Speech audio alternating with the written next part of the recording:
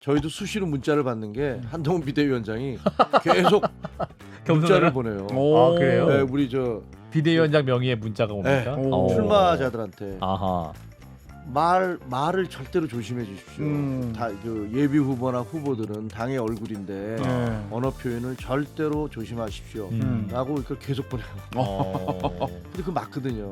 우리 지난번에 얼마나 그 무슨 저 발언 파문문 때문에 몇몇 발언 파문 때문에 논란이 있었잖아요. 그래서 그거는 이번에는 비대위원장이 앞장서서 저부터 발언 조심하겠는데 여러분도 조심해 주십시오라고 하고 있고 그래서 저는 뭐 만약에 저희가 이렇게 그 겸손한 자세로 그리고 어떤 새로운 분위기로 그 이끌어 간다면 그 우리가 과거에 걱정했던 것보다는 조금은 나은 결과를 볼 수 있지 않을까라고 기대와 희망을 갖고 있습니다.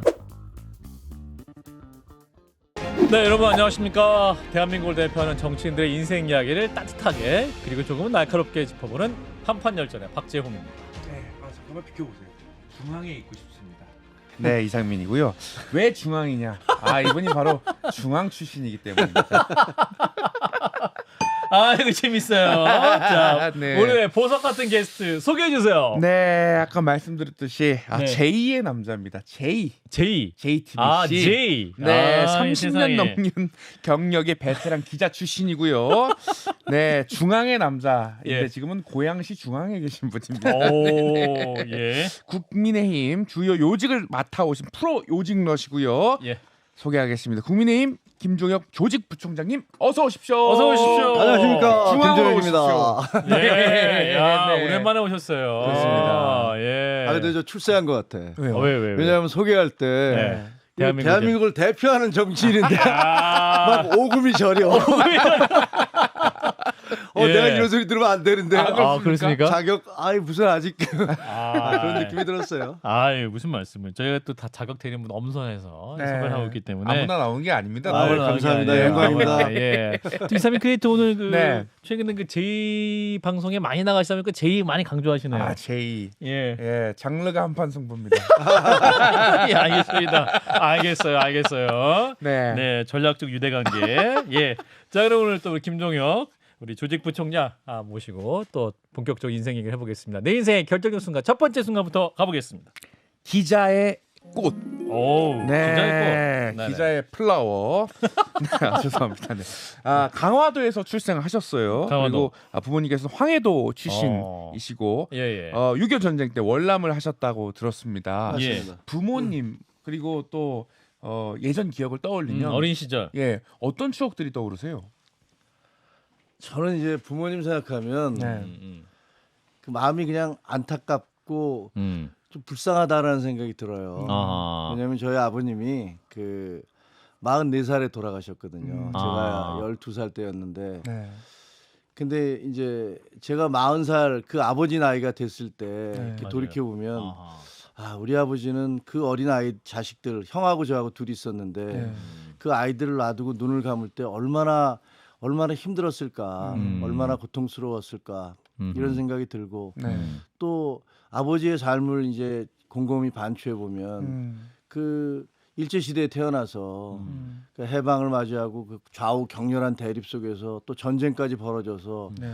호롤단신으로 월남을 해서 저희 어머니도 이제 황해도에서 같이 이렇게 따로 내려오셔서 만나서 고향분들끼리 결혼을 하셨는데 예. 그다음에 아이 낳고 뭐 짧게 살다가 돌아가신 거예요. 그래서 아버지의 삶을 생각하면 우리 아버지 너무 안타깝게 사시다 돌아가셨구나라는 그런 안타까움, 그런 마음 아픔이 있고요.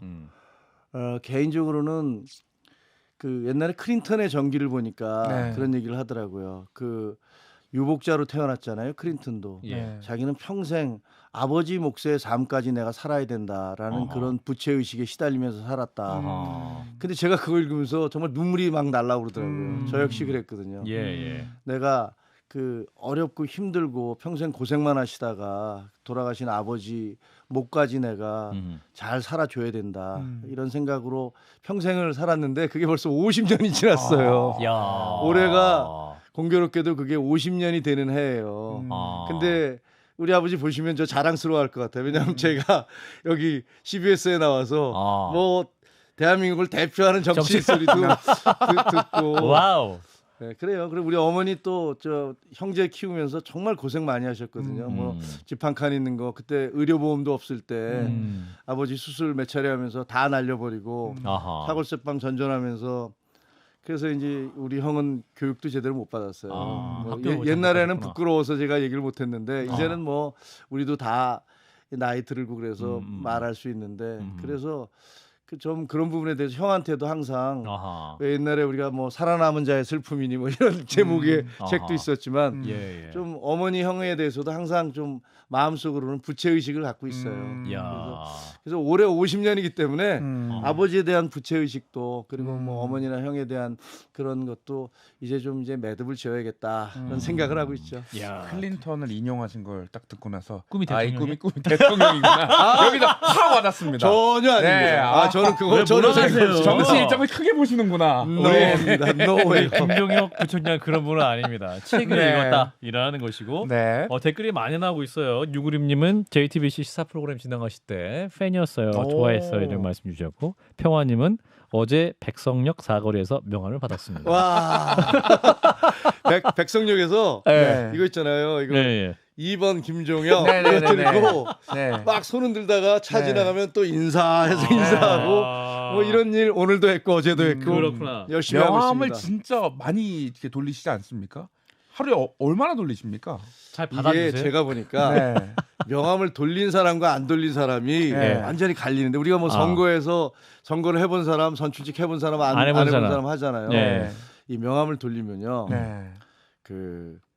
그냥 받는 사람도 받는 분도 있지만, 네. 생각해 보세요. 지하철에서 그 바쁜 바쁜데 지하철 시간에 주고 막 가는데 또 그러니까. 추운 날씨에 그렇지. 뭐 안녕하세요, 좋은 하루 되세요, 뭐 잘 다녀오세요. 아. 전혀 모르는 분들한테 그런 말씀을 드리면서 명함을 드리잖아요. 네. 그러면 이제 어떤 분들은 받고 뭐 이러면 그거 받아주실 때 마음이 얼마나 좋은지 몰라요. 근데 어떤 분은 이렇게 이런 분도 있고, 난 안 받겠다. 네. 한 5m 전방에서부터 그렇죠. 이렇게 딱 이런 분도 있고, 야. 딱 고개 돌리는 분도 있고. 야. 옛날에는 심지어는 네. 이렇게 받고서 앞에서 찢죠. 예, 이걸 이렇게 확 집어던지는 분도 어. 있고, 침 뱉는 분도 있고, 뭐 야. 이랬다고 그래요. 근데 제가 이 명함을 돌리면서 느낀 건, 네.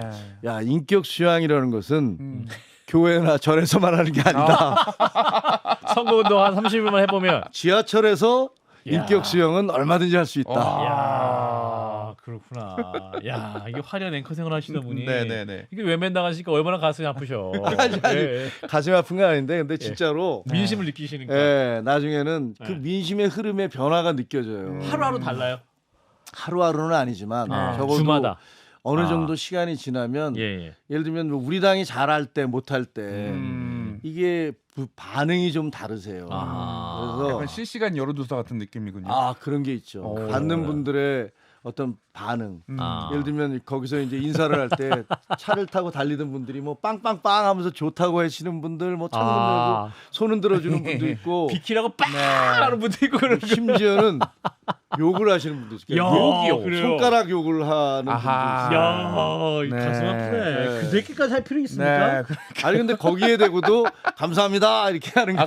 감사합니다. 네. 그리고 선거 얘기는 또 우리 후반부에 많이 할 게 있어가지고 네, 우리 이제 김종혁 부총장이 이제 기자 생활하셨죠? 그렇습니다. 1987년에 사회부 기자로 중앙일보 입사를 하셨어요. 예. 기자 생활을 토탈 33년을 하신 건데 야, 오래 근속하셨네. 소년생 김종혁의 시작은 어땠습니까? 무지하게 힘들었죠.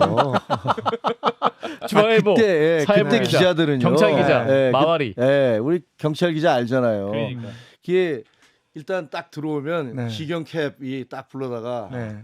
야 진보다리 싸갖고 와. 딱 어. 이런다고. 그러면 이제 그게 무슨 소리냐면 예. 갈아입을 속옷, 팬티, 아. 양말 이런 거를 이제 한 보따리를 싸고 네. 이 오면 야 너는 오늘 예를 들면 너 마포경찰서, 너 아. 영등포, 예. 너는 뭐 어디 뭐 예. 이런 식으로 해서 경찰서로 이진으로 배치가 되면 네. 경찰서에서 먹고 자는 거예요. 그렇죠. 음. 네. 계속 방해 하나 있어. 예, 거기서 숙직실에서 같은 게. 같이 자고 기자실에서는 또 기자들은 일진들만 들어가니까 이진들은 거기 수습들은 들어갈 수가 없어요. 안 껴주는군요. 안 껴주는 거지.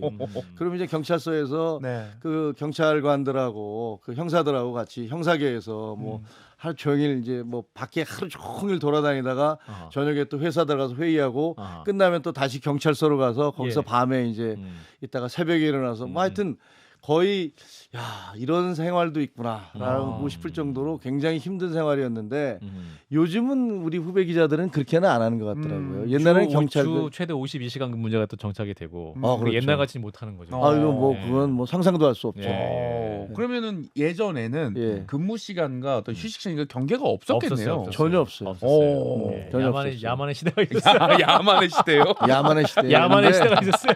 근데 그게 이제 지금 얘기하면 낭만인데 예. 지나고 나면 재밌어요. 지나고 나면 재밌는데 일단 할 얘기가 지금처럼 생기잖아.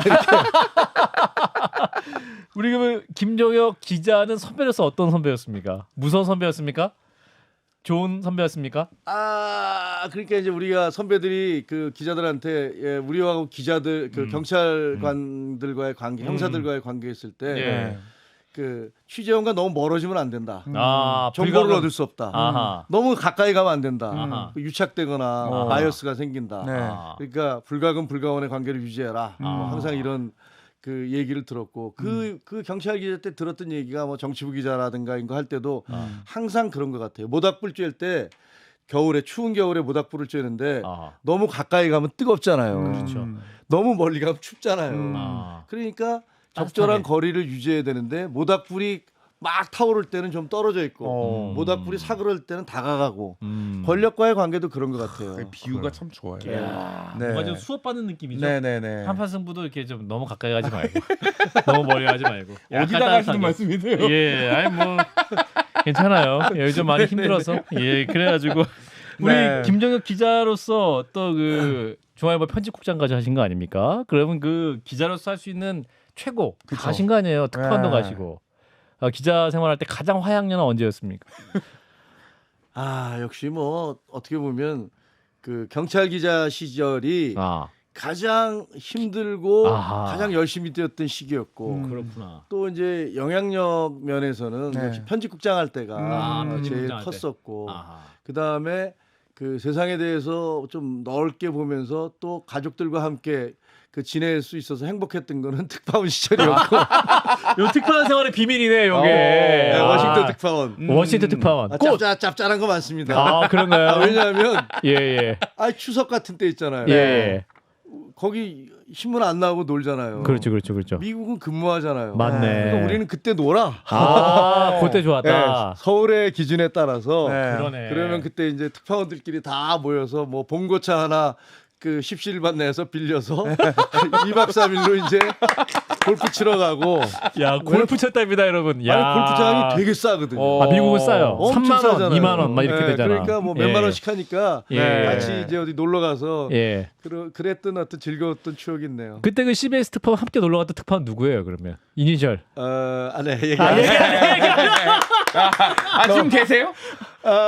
그럴 거요. 저도 누군지 아는데 오픈 자리에 말하겠습니다. 있어요. 너무 오픈 자리에. 저도 말하지 않겠습니다. 저는 몰라요. 예. 신한국당, 민주당 또 청와대 예. 출입을 하셨는데 예. 가장 기억에 남는 정치인은 누가 있습니까? 물론 이제 그 YSDJ 이런 JP 네. 이런 분들을 이제 취재를 해보면 와 정말 대단하구나 그 카리스마 이런 것들이 대단하다는 생각이 들었는데 제가 개인적으로는 예. 정말 이분들 왜냐면 좀 더 그분들보다는 연배가 좀 낮으시지만 네. 함께 옆에서 지켜볼 수 있었던 건 예. 박찬종 그 전 의원 30 그리고 패스하신 분. 예, 와. 이인재 전 의원 네.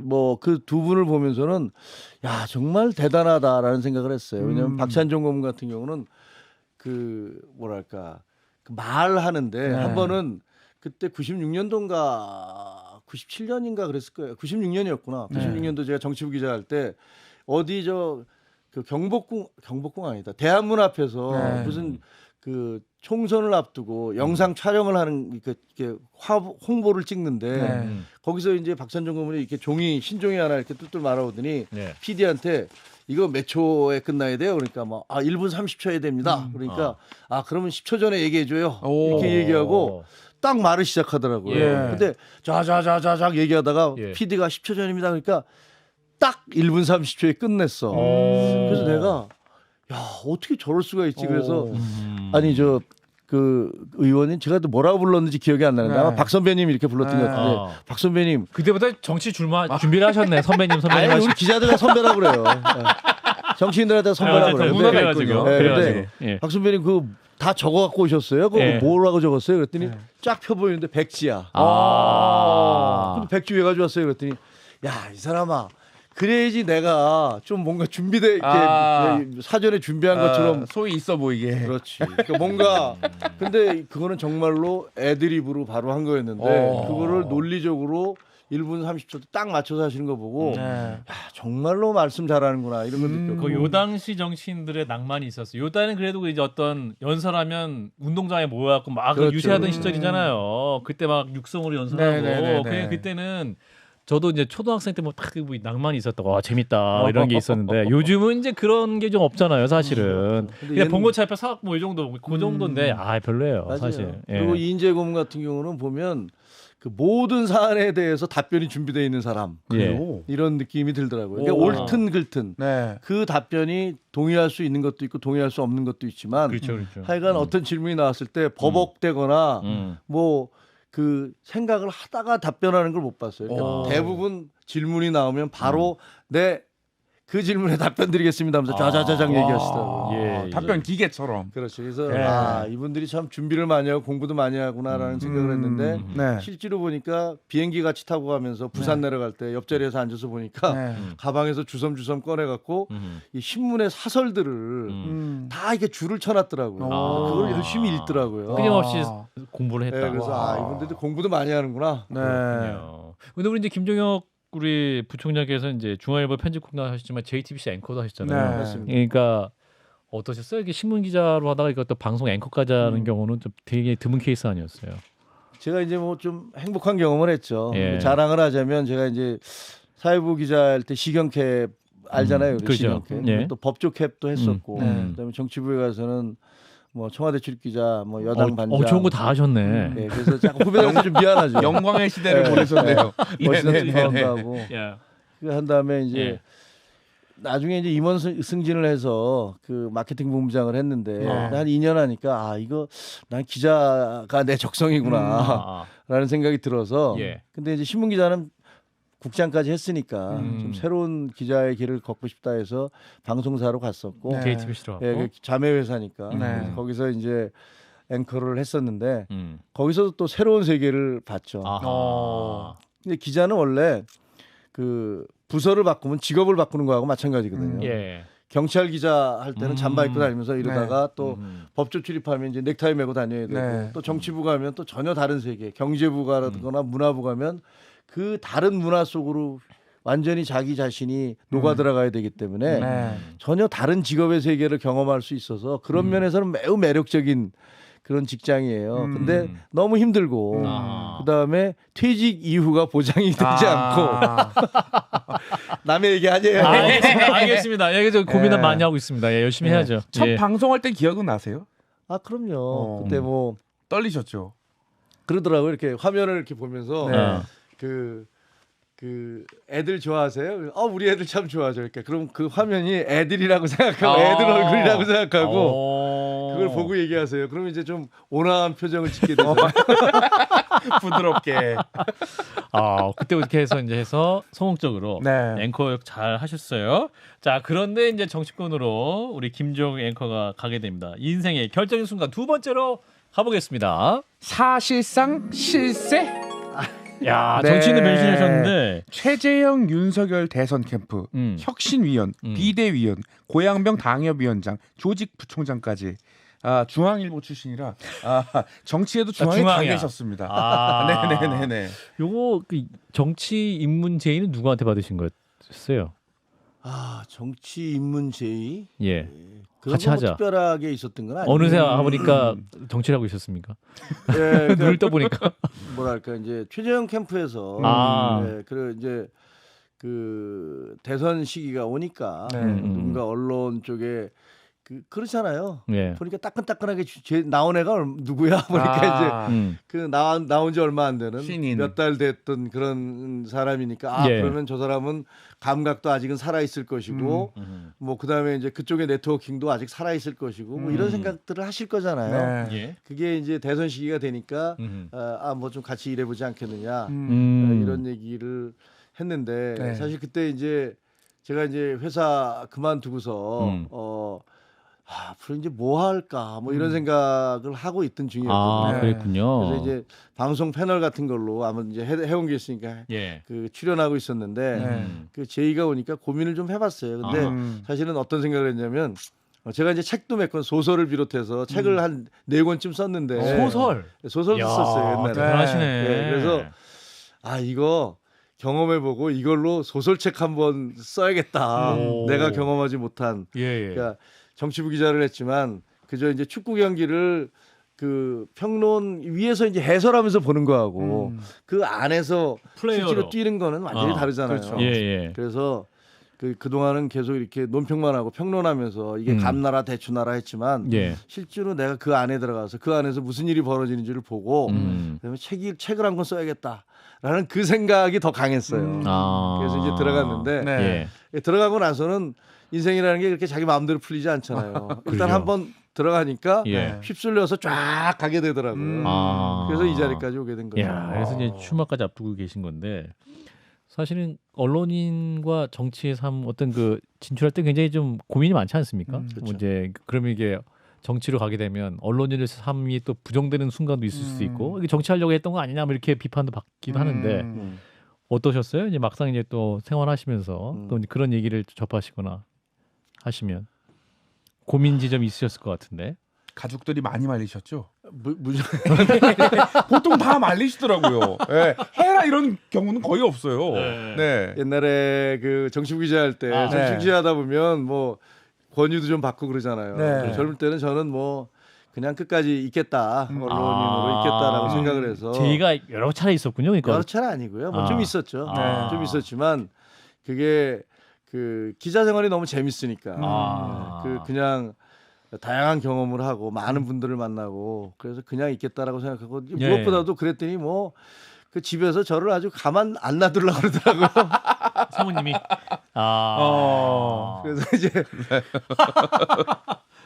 그 기자 생활을 계속했는데 나중에 이제 그랬구나. 끝나고 사실 저는 이제 글쎄요 뭐 그런 얘기 해도 되는지 모르지만 저는 문재인 정부 때 제가 이제 운동권 출신이었거든요 대학 다닐 때. 네, 그래서 강제징집 당해서 이제 휴전선에 갔는데 거기서 이제 대남 방송을 진짜 한 2년 반 정도 듣다 보니까 이거 북한은 진짜 아니구나. 이제 왜냐하면 김일성에 대한 우상화나 처음에는 무슨 진짜로 뭐 낙엽을 타고 뭐 압록강을 건너고 뭐 솔방울 수류탄 이러길래 저걸 진짜로 뭐 그냥 시를 쓰는 건가 이렇게 생각을 했어요. 근데 나중에 하루 듣고 이틀 듣고 열흘 듣고 한 몇 달 듣다 보니까 저걸 진짜로 나한테 믿으라고 하는 얘기구나 이런 생각이 들더라고요. 그래서 그다음에 뭐 운동권 대학생이 밤새 보초를 철책선에서 쓰면서 얼마나 북한이 궁금했겠어요. 그때까지만 해도 완전히 금단의 땅이었는데 그래서 매일매일 열심히 들었는데 한 1년 듣고 나서는 야 북한은 이게 못 살 때구나 이런 생각을 하고 다시 돌아왔는데 복학을 했는데 복학하니까 그때 또 대학가의 주체사상이 막 이게 막 그때부터 퍼지기 시작하더라고요. NL 계열. NL 계열. 주사파. 주사파 이른바. 그래서 저는 받아들일 수가 없더라고요. 그래서 나는 뭐 내가 학생 운동을 하더라도 뭐 북한을 추종하는 건 난 할 수 없다. 그래서 저는 이제 결별을 했고 하지만 뭐 친구들이 다 그쪽에 있으니까. 그래서 이제 그렇다면 난 신문사 가야겠다. 그래서 신문기자하고 들어온 거거든요. 신문기자로 들어와서는 그런 경력이 있다 보니까 비교적 왼쪽이나 오른쪽에 대해서 이렇게 적절한 균형을 맞추면서 하는 것으로 그렇게 모토를 삼았고 그렇게 기사를 나름대로는 써왔다고 생각을 해요. 하지만 이제 제가 특파원도 하고 해외 생활을 하면서 점점 더 이 자유시장 경제, 자유민주주의 체제가 훨씬 공산주의 체제보다 우월하고 이 독재는 안 된다 이런 생각을 했었는데 근데 이제 좀 뭐랄까 아이러니하게도 이제 문재인 정부가 들어서고 난 다음에 굉장히 많은 또 기대도 했었는데 네. 어느 정도는 뭐 탄핵 이후에 들어선 정부니까 좀 잘해달라 이랬는데 처음에 뭐 시작은 평등하고 과정은 공정하고 결과는 정의로울 것이다라는 그 취임사 보면서 정말 굉장히 감명을 받았었거든요. 예. 근데 그 이후에 보면 그 운동권이 다 귀족이 됐구나 이제는 그런 생각에서 저는 굉장히 거기 비판적인 생각을 그 갖게 책도 됐고. 쓰셨잖아요, 또. 예, 그러니까 제가 두 번 다시 경험하고 싶지 않은 나라. 그래서 귀족 운동권 귀족들에 대한 비판을 많이 했죠. 근데 네. 제가 그렇게 할 수 있는 건 저도 그쪽 출신이기 때문에 그거는 좀 니들은 그거 아니다. 우리가 이러려고 운동한 거 아니지 않니? 예. 뭐 그런 얘기였어요. 그래서 고민이 많았어요. 이제 회사 그만두게 나가서 내가 언론사 계속 있으면서는 이거 비판하기가 좀 곤란하겠다. 그래서 네. 나가서 싸워야겠다라고 생각을 했었는데 진짜 정작 나오려고 생각하니까 난 나가서 뭐 먹고 살지 뭐 이런 생계적인 뭐. 아 그런 걱정돼요. 그러니까 예. 하여튼 네. 이런 여러 가지 우여곡절이 있었어요. 자, 그러면서 이제 네. 정치권에서 이제 열심히 활동하시는데 잠깐 대통령님을 만나서 또 김종혁 부총장의 평가를 한번 들어보겠습니다. 우리 그 김종혁 부총장님 그 저하고는 전화도 자주 하고 그러지 않았나요? 그 저하고 함께 했을 때 아니죠. 이거 저랑 함께한 얘기는 좋은 얘기 하나도 없던데 이거 뭐 저랑 함께한 얘기 에피소드 기억에 남는 거 있습니까? 악담 마시고 좋은 얘기만 발 올렸다 이런 거 마시고 그 용산에 가보셨습니까? 그렇죠. 그때 비대위원 할 때. 비대위원 할 때. 가서 이제 지금 이제 그 우리 이상민 크리에이터가 네. 질문하신 거하고 똑같은데 네. 그 답을 하자면 네.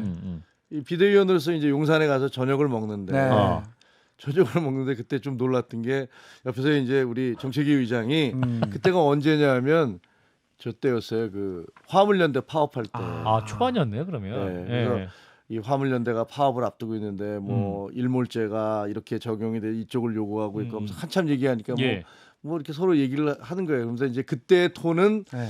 이거 어떻게 해결해야 되는데 강성으로 가면은 좀 뭐 이런 톤이었는데 예. 대통령이 다 듣고 있다가 아, 가만히 있더니 근데요 제가 제 지지율이 1%가 돼도 이거는 맞겠습니다 이러더라고요. 근데 정말 다들 깜짝 놀랐어요. 아하. 왜냐하면 정치인은 그래서 속으로 드는 생각이 저분이 정치를 계속 해온 사람이라면 그런 얘기 못했을 것 같아요. 근데 그냥 그렇게 나는 이건 옳지 않다고 생각한다. 그러니까 막아야겠다. 이런 얘기를 하시더라고요. 그래서 그때 굉장히 놀랐어요. 그렇군요. 네. 이후에 이제 비대위원 하실 때 어떠셨어요? 그 정진석 비대위원장으로 제안 받으셨을 텐데 이 비대위원 활동하시면서 이거 정치라는 게 이 비대위원의 역할이 좀 있는 것이다. 혹은 한계, 혹은 또 한계를 넘어서 또 이건 내가 역할을 했다 자부하실 부분이 있을 것 같은데. 아니 근데 이제 비대위원을 하게 된 게 1차 비대위가 주호영 비대위가 해산이 돼 버렸어요. 그렇죠. 왜냐하면 이제 우리 이준석 대표가 네, 당시 소송을 대표가. 거셔서 맞아요. 그래서 2차 비대위가 정진석 비대위가 쓴 거예요. 근데 또 소송을 가처분 신청을 냈어요. 근데 판사님이 똑같은 분이야. 맞아요, 그랬죠. 그렇죠. 네. 그래서 우리는 다들 제가 그 비대위원을 정진석 선배가 이렇게 전화를 해서 네. 좀 해달라고 하는데, 예. 근데 다들 너 그거 한 달도 안 돼서 해산될 비대위를 도대체 왜 가냐? 그 전에 결과도 있었으니까. 어차피 1차 해산됐고 2차 들어섰는데 똑같은 판사님이고 예. 그다음에 뭐 똑같이 소송을 걸었으니 해산되지 않겠어? 그러니까 가지 마 그랬는데 그렇지 마. 예. 아니 왜냐면 그러면 너 이미지만 깨진다.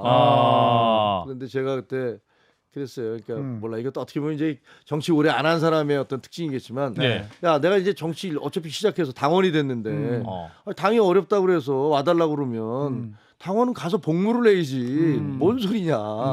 내가 보면 지금 우리가 위기 상황인데 나라도 가서 도와야겠다. 그래서 들어갔는데 가서 이제 그 2차 비대위가 판결에 의해서 생존을 했잖아요. 맞아요. 그래서 다른 이제 판단이 나왔죠, 그죠? 예, 예. 6개월 동안 계속됐고 그래서 저는 이제 많이 배웠죠 그때 비대위하면서 뭐 이게 이런 식으로 의사결정이 이루어지고 당에서 당정 간의 관계는 어떻고 뭐 일부를 봤겠지만 많이 그런 걸 경험을 했습니다. 네, 2차 가처분 재판정에서 비대위원 당시 자격으로 이준석 대표를 만난 거 아닙니까? 그때 맞아요. 좀 어떠셨어요? 최종 결심할 때였어요 그게. 아. 결심할 때였는데 예. 신공판 할 때였는데 그 저는 이제 전주회 의원이 네. 계속 가자고 그러더라고요. 판사 근데 알고 출신. 보니까 이제 그 네. 변호사 우리 담당 변호사가 함께 좀 나를 와달라. 그래서 최후 진술을 좀 해달라. 아. 이런 거였던 거예요. 아. 그래서 저는 뭣도 모르고 갔어요. 근데 이제 그 갔더니 앉으라고 그러더라고요. 그 앉더니 나중에 저 판사님이 나한테 진술을 하라고 하더라고요. 아, 그냥 간 건데 저는 준비한 것도 그거 하는 줄 아닌데. 몰랐어요. 아. 준비 안 하고 갔는데 갔더니 저 거기서는요 그 가처분 신청에서는 그 원고 피고가 아니고 네. 채권자 채무자예요. 어. 제가 채무자야. 예. 소송을 건 사람이 채권자고. 네. 채무자로서 앉았지. 나 빚도 안 졌는데 왜 채무자지? 근데 하여튼 진술을 하라고 그러더라고요. 근데 예. 이준석 대표를 봤는데 사실 저는 이준석 대표를 되게 좋아했거든요. 이준석 대표가 그 처음에 당 대표가 됐을 때 정말 쌍수를 들고 환영하고 야 우리 보수에도 드디어 젊은 보수가 대를 잇겠구나라고 해서 지지했던 사람이어서 예. 근데 좀 착잡하더라고요. 아하. 저는 이제 좀 어쨌든 물론 비판을 했죠.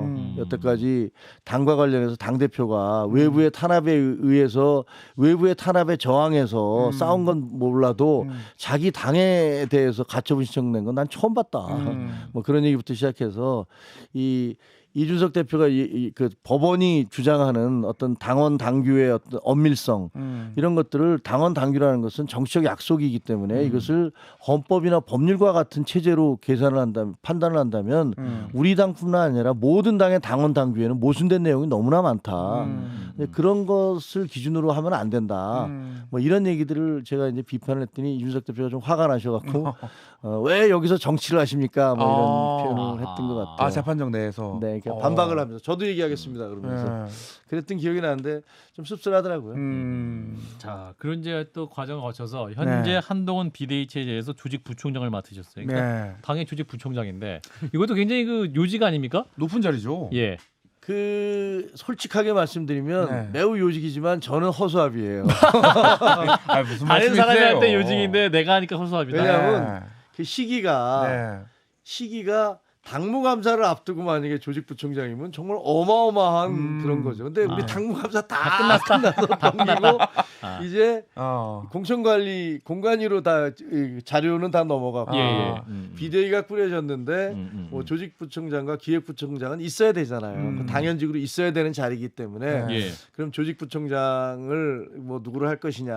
근데 그때 전화가 오셨길래 한동훈 비대위원장이 전화를 하셨길래 제가 아니 저 비대위원장님 저는 그 당원인 건 맞고 비대위원을 했지만 제가 당 조직에 대해서 뭘 알겠습니까? 초보인데 이건 제가 맞는 건 적절치 않은 것 같습니다. 그랬더니 제가 이제 한 칼에 그게 이제 깨갱깽깽 속된 말로 하게 된 게 한동훈 비대위원장이 이런 말씀하시더라고요. 아유 그렇게 따지시면 저는 정치 자체가 초보입니다. 그래요. 초보 비대위원장입니다. 이야, 그 이때 바로 한번 만나보겠습니다. 한동훈 비대위원장 잠깐 나와주세요. 예, 저 한동훈이고요. 저는 정치 자체가 처음인데 안 도와주시면 어떡합니까, 선생님? 예, 도와주시길 바라고요. 예. 이렇게 말씀을 했습니까? 뭐 저렇게는 아니죠. 비슷하게 거의 비슷하게 비슷하게 그래서 뭐 그 말씀 들으니까 맞지 뭐 어쨌든 새로운 새수를 새 부대에 담겠다고 하시는 거고 그다음에 뭐 지난번에 비대위 때도 마찬가지지만 이거는 뭐 선거를 앞두고 있긴 하지만 어쨌든 뭐 당의 부름이니까 가서 복무해야지라고 생각을 하고 또 그것도 굉장히 영광스러운 자리잖아요. 제가 뭐 의원도 아닌 사람이 그런 자리에 간다는 것도 영광스럽기 때문에 감사하고 있죠. 예, 자 그래서 이제 국민의힘 안에서도 중앙에 계셨습니다. 자, 세 번째 인생의 결정순간 세 번째로 넘어가 보겠습니다. 나의 고향. 네. 고양입니다. 고양 고양시 병의 단수공천. 단수공천 또 아무나 받는 거 아니지 않습니까? 그러니까 현역은 홍정민 의원이죠. 더불어민주당. 그렇습니다. 예. 고양병 어떤 고양병으로 좀 만들고 싶으세요? 고양병은 제가 이제 거기서 30년째 살고 있거든요. 아 그러셨구나. 아버지하고 약속 그러니까 94년도에 처음에 이사를 왔어요 그 지역에. 근데 제가 고양병에 정착하게 된 게 사실은 그때 이제 신도시가 만들어지면서 분당과 일산 뭐 이런 데가 있었잖아요. 어디를 갈까 고민을 하다가 저희 아버지가 이제 그 벽제 공동묘지에 그때 묻혀 계셨거든요. 근데 어릴 적에 그때는 그때 시외 버스를 타고 갔어요. 아하. 그래서 버스를 타고 구파발에 가서 시외 버스 타고 아버지 산소에 털레 가는데 예, 예. 그 어린아이 사춘기 때잖아요. 아하. 초등학교 그리고 중학교 때니까 예. 그렇게 눈물이 나더라고요. 아하. 근데 94년도에 우연히 이 고향에 신청을 했는데 일산에 아파트가 된 거야. 아하. 그러니까 94년도 12월이었는데 네. 이 이사를 오는데 드는 생각이 야 우리 아버지가 이 막내 아들을 보고 싶어서 나를 여기 불렀나 보다. 이게 뭐 전혀 말이 안 되는 얘기지만 제 개인적으로는 그런 생각이 들더라고요. 그래서 그 제가 집사람하고 그 우리가 고향도 없는데 고향 어차피 서울이고 뭐 나는 뭐 강화도에서 태어났다가 뭐 어린 시절에 그 서울로 와서 여기를 그냥 고향 삼아서 살자. 그래서 그냥 거기서 살기 시작해서 사실은 30년을 살았고 중간에 뭐 미국 연수도 가고 특파원 워싱턴 특파원 하느라고 한 5년쯤 미국에 살았는데 네. 그때마다 다시 돌아왔어요. 왜냐면 뭐 그때 고민도 좀 했어요. 딴 데로 갈까. 뭐 그때 집값이 뭐 차이 조금만 그 옮겨 가면은 그랬는데 아버지하고 약속을 지키자라고 생각을 해서 거기서 그냥 살았는데 아하. 결국은 여기서 제가 출마까지 하게 되고 그러니까 아하. 아 우리 아버지가 이러라고 나 여기 있으라고 그랬나 이런 생각도 아하. 약간 주술적이지만 어. 개인적으로는 아까 말씀드렸잖아요. 그 어린 시절에 아버지가 그 돌아가신 아들들은 평생 그거를 지우지를 못해요. 그 그리움 같은 게 그런 게 있어요. 그래서 약간 저는 고향을 돌보는 느낌인 고향은 거겠죠? 예. 진짜로 제 고향이에요. 예. 우리 애들도 여기 태어나서 자라고 30년을 사셨으니까. 네, 30년 살았으니까. 네. 그 한판 승부가 고향이랑 인연이 많네요, 그죠? 예, 저기 우리 김성애 소장도 김성애에서 아, 고향 우리 옆으로 왔어요. 고향 갑. 오늘 아침에도 다행히 두 분이 함께 대결을 안 하게 됐습니다. 네. 예, 예. 아, 댓글에서도 껌놀라님께서 한판 승부 패널 출신 김종혁, 김성애 올해 모두 국회에 입성하자 이런 댓글도 있어요. 예, 댓글은 편파적으로 예, 소개를 해드렸습니다. 예. 자, 그러면서 이제 그 고향번이 그래도 국민의힘에게는 굉장히 험지 아닙니까? 어떻습니까? 엄청 험지죠. 예. 저희가 24년 동안에 6번의 선거가 있었는데 5번을 민주당이 이겼고 아. 한 번만 국민의힘이 그때 보수당이 이겼고 네. 지난 12년 동안을 계속 그 12년 동안 중간 그러니까 24년 중간에 한 번 했고 양쪽으로는 그 민주당이 계속 했기 때문에 저희로서는 엄청 험지죠. 근데 저는 뭐 그냥 낙하산이 아니라 제가 사는 곳이니까 아하. 바꿔봐야겠다 그렇게 생각해서 나왔어요. 왜냐하면 고향이 뭐 한때 2006년도에 뉴스위크가 네. 그 미래가 기대되는 10대 도시 뭐 이래갖고 고양시가 네, 전 세계 10대 도시를 했는데 그 중에 하나가 일산이었어요. 와. 근데 그 이후에 아시다시피 지금 고양시 일산의 어떤 현 주소는 뭐 집값으로 따지는 건 좀 속물스럽긴 합니다만 뭐 분당 제 친구 저 거기 간 전 누가 전영기 전 국장은 저하고 집 차이 너무나 집값은 뭐 반 그다음에 평촌에 비해서도 그렇고 뭐 교통 문제 일자리 문제 노후화된 주택 문제 너무 문제가 많아요. 이런 것들이 전혀 민주당 집권 기간 동안에 해결되기는커녕 점점 더 낙후되고 악화됐기 때문에 예. 이런 문제 저는 제 고향이 이렇게 되는 거 더 이상 볼 수가 없다. 그래서 나 좀 고쳐봐야겠다 이런 생각을 하면서 네. 출마를 하게 됐습니다. 민주당에서 이기현 전 민정비서관이 확정이 됐죠. 이분을 어떻게 좀 평가하세요?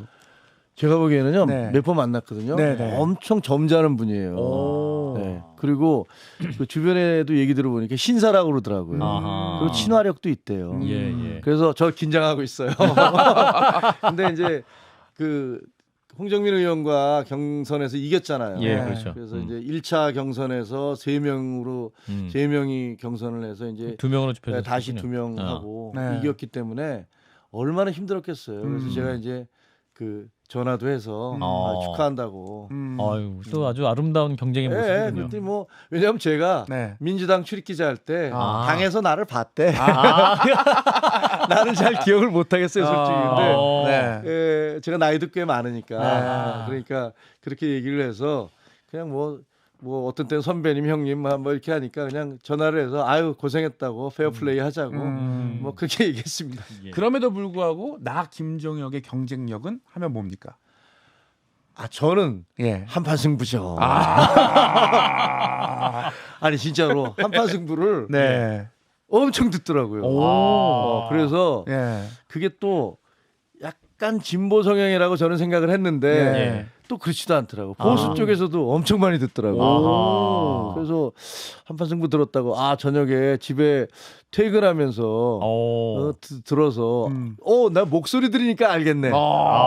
심지어 이런 분도 있어요. 그랬군요. 야. 당신이 김정일이구나. 내가 목소리만 들었는데. 이거 김상희 소장도 그런 말 해요. 네. 한판 승부 많이 들었다. 뭐 얘기하는데 이게 또 이렇게 이런 영향이 있었어요. 네. 자, 그래서 또 아름다운 또 경쟁을 잘 하시길 바라고. 네. 자, 이제 공천 작업이 막바지인데 국민의힘 공천은 이제 무음 공천이다. 또 고인물 공천이다 이런 비판도 많이 받습니다만. 그렇죠. 예. 그러니까 그 두 개가 참 모순 관계인 것 같아요. 만약에 물갈이를 싹 하려면 네. 전략 공천을 해야 되는데 전략 공천을 하면 검사 공천이다, 뭐 용산 공천이다. 그 물갈이 하려면 뭔가 거기다가 페이버 그러니까 특혜를 뭐 잔뜩 주거나 네. 뭐 상대방을 가라앉히기 위해서 무슨 공작을 하든가 이래야 될 거 아니에요. 네. 그러면 물갈이는 되겠죠. 그 대신에 이건 공정하지 않아. 뭐 이런 주장이 나올 거고 또 그럼 공정하게 하자라고만 하면 기득권을 가진 사람들이 아무래도 유리하잖아요. 네. 그러니까 이 딜레마인데 그 요 중간선을 어떻게 타느냐. 그래서 혁신에 대한 것도 채워 나가고 그다음에 후유증도 최소화하고 이런 것들을 정말 그건 예술 작품처럼 해야 되는데 예. 저희는 상대적으로 약간 좀 안정성 쪽으로 가고 있는 게 맞는 것 같고 그래서 지금 비판을 받고 있는 것도 맞는 것 같아요. 근데 분명히 공정한 거는 네. 뭐 얘기했잖아요. 검사들 뭐 줄줄이 낙하산을 타고 내려올 것이다. 뭐 30년 할 거다 얘기도 윤석열 사단이 전부 다 뭐 다 깔게 될 것이다. 용산에서 내려온 사람들이 전부 다 차지하게 될 것이다. 그때 그렇지 않을 것입니다라고 계속 방송에 나와서 저도 패널하면서 얘기했는데 결과는 제가 맞았잖아요. 지금 그렇게 됐습니까? 오히려 검사 공천은 제가 보니까 민주당이 하고 있어. 그렇잖아요. 민주당에서 충성했던 분들 다 지금 요직으로 가서 좋은 자리에 지금 가고 있지 않습니까? 예. 그럼 뭐 이거 보면은 어느 쪽이 공천이 공정한지에 대해서는 뭐 두말할 나위가 없어요. 근데 이제 공관위 내부에 친윤계인 이철규 의원 그리고 한동훈계라 볼 수 있는 장동혁 사무총장 안에 미묘한 파워 게임이 있다. 뭐 이런 얘기도 있는데. 그럼 뭐 안 보이니까 제가 알 수는 없지만 안 보였어요? 보이니까. 파워가 안 보이니까. 파워는 안 보이죠. 근데 뭐 네. 그 뭐 전기가 안 보인다고 전기가 없는 건 아니잖아요. 그러니까. 저기 보면 이 저 형광등이 들어오는 걸 보면 네. 저기가 전기가 흐르고 있구나라는 걸 우리는 알 수 있는데 뭐 저는 이게 뭐 그 적어도 용산과 당 혹은 뭐 이철규 그 인재영입위원장 내지는 공관위원과 장동혁 사무총장 간에 전혀 아무런 그 갈등이 없다라고 얘기하면 그건 거짓말이고 그리고 그래서도 안 된다고 생각해요. 네. 어떻게 똑같은 사람을 놓고 서로 판단이 다른데 그걸 똑같이 일사불란하게 갈 수 있어요. 그건 독재 체제나 가능한 거죠. 야 임마 시끄러. 야 이대로 가. 이거 던져주면 쫙 네 알겠습니다 하고 줄줄 읽으면 그러면 잡음이 없는 거죠. 근데 적어도 우리가 뭐 토론을 할 때도 그렇고 우리 신문사에서나 방송국에서 뭐 어떤 기사를 내보낼까 할 때도 토론하잖아요. 네. 갈등이 심하기도 하잖아요. 하지만 결정이 내려지면 가는 거고 그게 뭐 건강한 집단이라고 생각해서 저는 그냥 뭐 저도 기자했기 때문에 기자들은 자꾸만 그런 걸 강조하고 싶어서 갈등 국면을 We love trouble이잖아요. 기자들의 그 뭐랄까 구호는 갈등이 있으면 좋아하지 뭐. 근데 그런 정도의 갈등은 뭐 충분히 이해되는 거라고 생각해요. 네. 그 이제 아까 저기 윤희숙 전 의원이 이제 저희 방송 일부에 나와가지고 이제 국민의힘이 현재 상승세다라는 어떤 여론 흐름이 있지만 실제 또 지역구 가서 뛰어보니까 그건 또 다른 것 같다라는 말씀 많이 하시던데 그 어떠세요? 실제 지역 가보시니까 느끼는 민심, 국민의힘과 더불어민주당. 저는 뭐 그러니까 이제 윤희숙 의원이 그런 말씀하신 건 이제 절대로 교만하거나 네. 회의되거나 풀어지면 안 된다. 그건 맞는 말씀이잖아요. 그 선거라는 건 일주일 전에도 뒤집히잖아요. 여러 번 봤어요. 옛날에 그 안기부에서 괴문서 작성해서 그거 돌리다가 잡혀서 그 다음 날 딱 보도가 되고 그날 잡히고 그 다음 날 선거에서 정말 그 이전까지 했던 모든 예상이 다 뒤집혀 버렸거든요. 그러니까 그럴 정도로 그건 몇십 년 전 얘기지만 예. 그 선거라는 것은 하루 아침에 뒤집히기도 해요. 그리고 그래서 이제 저희도 수시로 문자를 받는 게 한동훈 비대위원장이 계속 문자를 보내요. 아, 그래요? 네, 우리 저 비대위원장 명의의 문자가 옵니까? 네, 오. 출마자들한테 아하. 말을 절대로 조심해 주십시오. 다 그 예비 후보나 후보들은 당의 얼굴인데 언어 표현을 절대로 조심하십시오. 라고 이걸 계속 보내요. 근데 그거 맞거든요. 우리 지난번에 얼마나 그 무슨 저 발언 파문문 때문에 몇몇 발언 파문문 때문에 논란이 있었잖아요. 그래서 그거는 이번에는 비대위원장이 앞장서서 저부터 발언 조심하겠는데 여러분들 조심해 주십시오라고 하고 있고 그래서 저는 뭐 만약에 저희가 이렇게 그 겸손한 자세로 그리고 어떤 새로운 분위기로 그 이끌어 간다면 예. 그 우리가 과거에 걱정했던 것보다는 조금은 나은 결과를 볼 수 있지 않을까라고 기대와 희망을 갖고 있습니다. 자, 민주당 얘기해 보겠습니다. 민주당 공천에 대해서 뭐라고 말씀하셨죠? 아수라 공천이다. 아수라 공천이다. 아수라 공천. 맞습니다. 이거 어떤 의미입니까? 그러니까 네. 뭐 아수라 아시잖아요. 뭐 음식을 놓고 네. 예? 그저 소수의 음식을 놓고 서로 먹겠다고 악의 다툼을 벌이면서 그러면서 만인에 대한 만인의 투쟁을 벌이는 그런 장면이 생각이 나잖아요.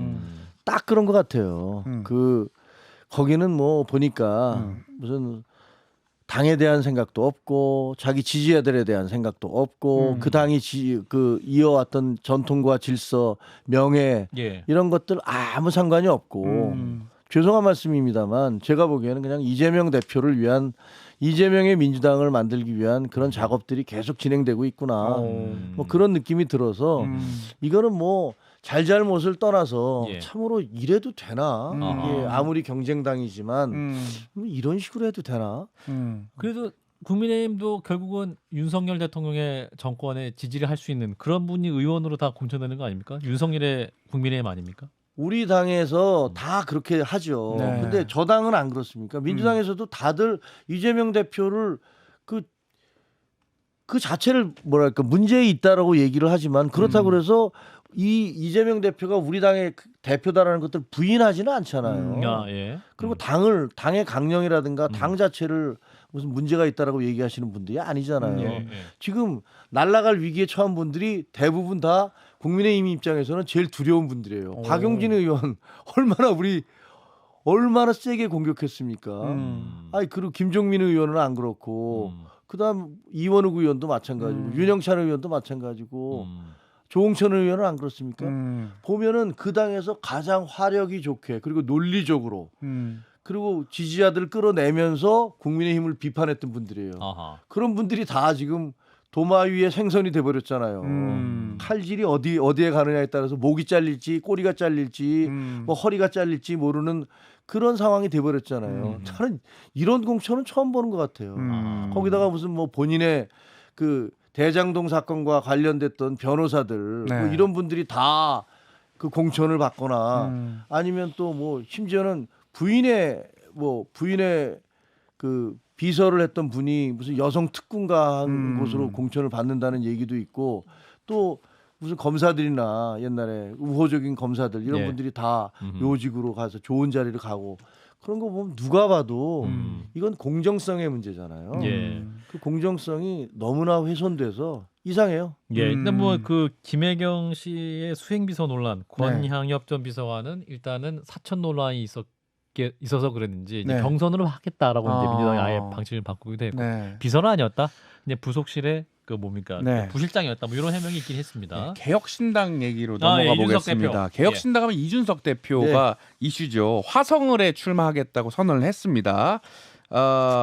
지역구가 젊은 층이 많은 도시라고 좀 알려져 있는데 이준석 대표의 파급력, 영향력 어떻게 보십니까?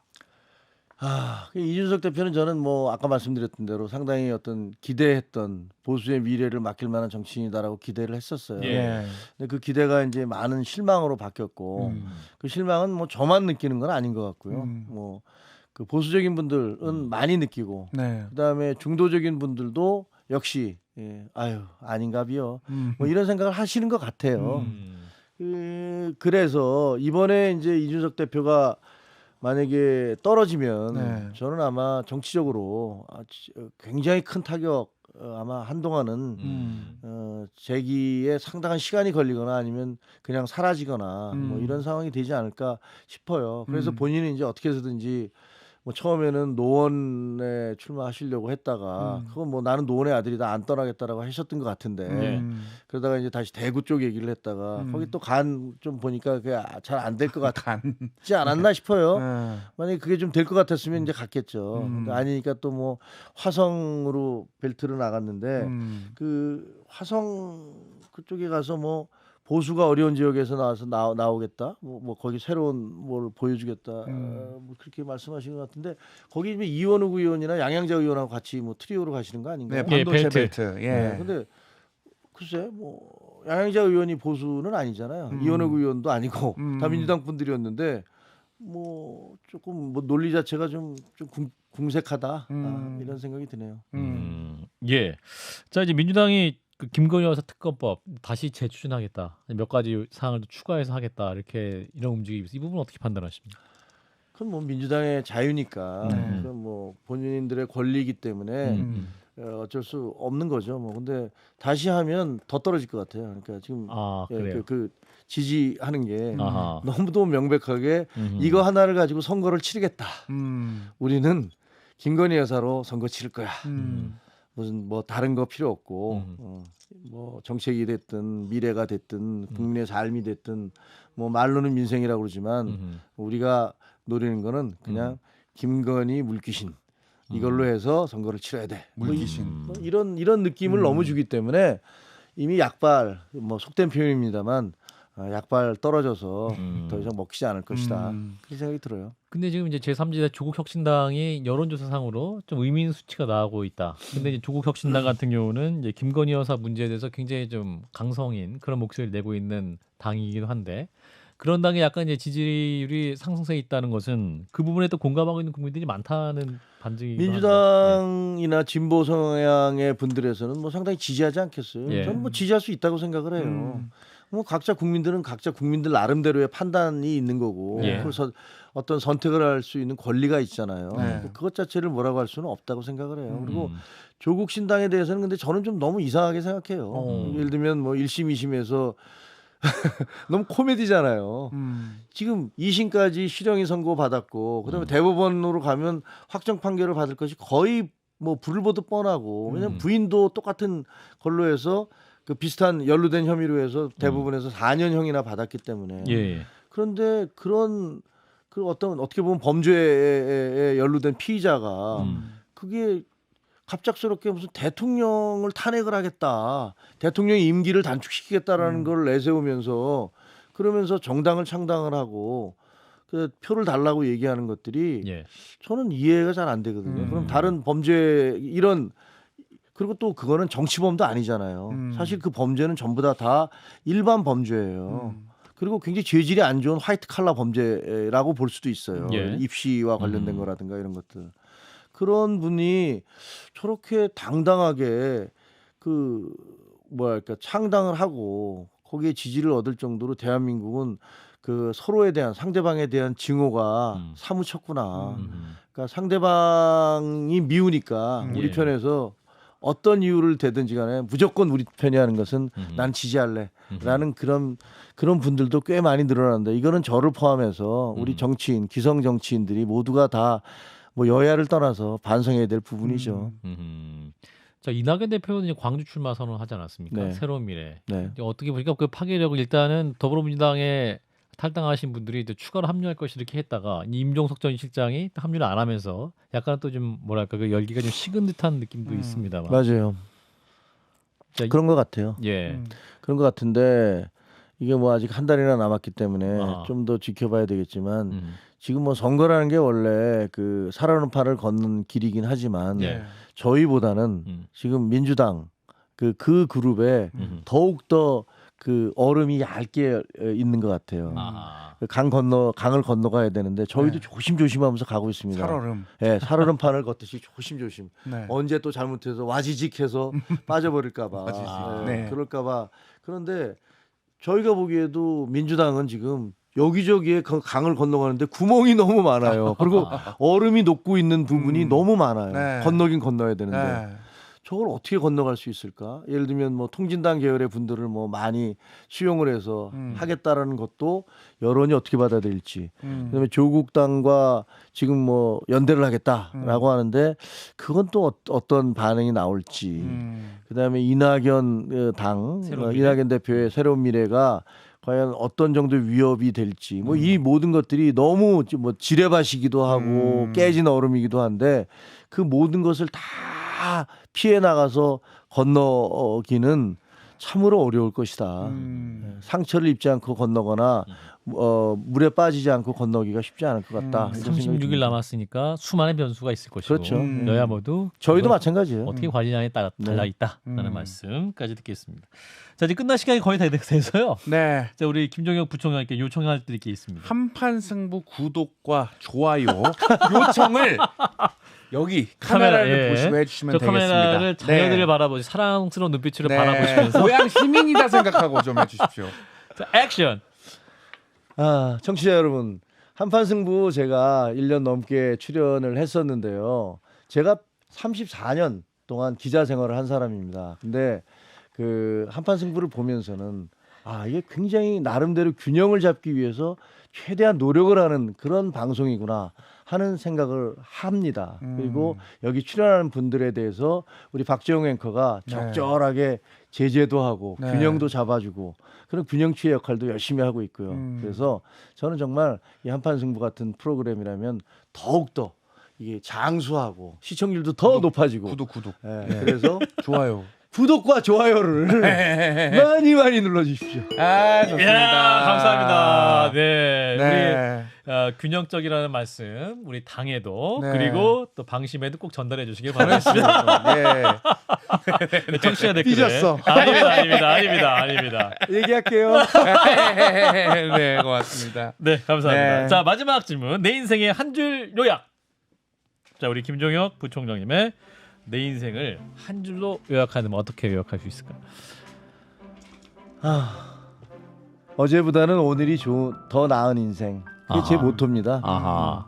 그래서 그 우리 집 가훈은 음. 할 바에는 잘하자예요. 아하. 왜냐하면 그게 고등학교 3학년 때 우리 반 급훈이었어요. 그래서 처음에 들어가서 웃었어. 저게 무슨 급훈이야. 할 바엔 잘하자. 할 바에는 잘하자. 근데 아. 제가 살아보니까 예. 할 바에는 그 우리 선생님이 전차부대 그 장교 출신이었거든요. ROTC. 그런데 살아보니까 할 바에는 잘하자가 상당히 그 의미 있는 철학을 내포하고 있구나라고 생각이 들었고 아. 제가 저를 생각하면서 저는 어릴 때부터 왜냐면 어릴 때 굉장히 어려웠잖아요. 그러니까. 그러니까 좀 어머니 가게가 장사가 잘못되면 음. 이 그 근심이 수심이 가득한 얼굴로 들어오면 제가 어머니한테 엄마 가게 장사 잘 안 됐어 그러면 너희들 먹고 살 일만큼 다 됐어 걱정하지 마 아. 이런 얘기를 할 때 사실 어린 나이에도 다 알거든. 아하. 그게 굉장히 가슴이 아팠어요. 그래서 제가 그럴 때마다 나는 오늘보다 내일이 더 좋을 거야. 아. 항상 이런 생각을 했어요. 나는 내 인생을 오늘보다는 내일이 더 나은 인생을 만들 거야. 이렇게 각오를 했고 그게 이제 내 삶의 태도가 됐어요. 그래서 언제든지 어제보다는 오늘보다는 내일이 더 나은 인생을 만들어야겠다. 그렇게 생각을 해서 제 삶의 가치관은 그겁니다. 오늘보다 더 나은 내일을 만들자. 그리고 우리 자식들한테도 지금보다는 더 나은 세상을 물려주자.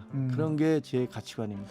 오늘 특별히 가족 얘기가 참 많이 나와서 그런데 가족들에게도 좀 한마디 부탁드립니다. 오늘 나온 거 아세요? 네. 우리 한판 열정하는 거 우리 가족. 아 근데 우리 집사람은 그 명함 돌리느라고